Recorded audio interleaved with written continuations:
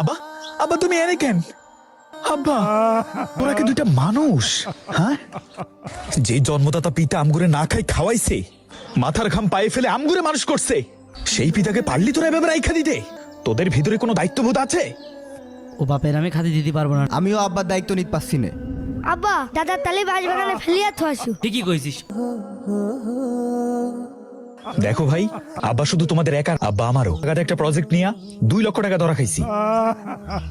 আমি বর্তমানে খুব লসে আছি, ও আমি পারবো না বাবার দায়িত্ব নিতে।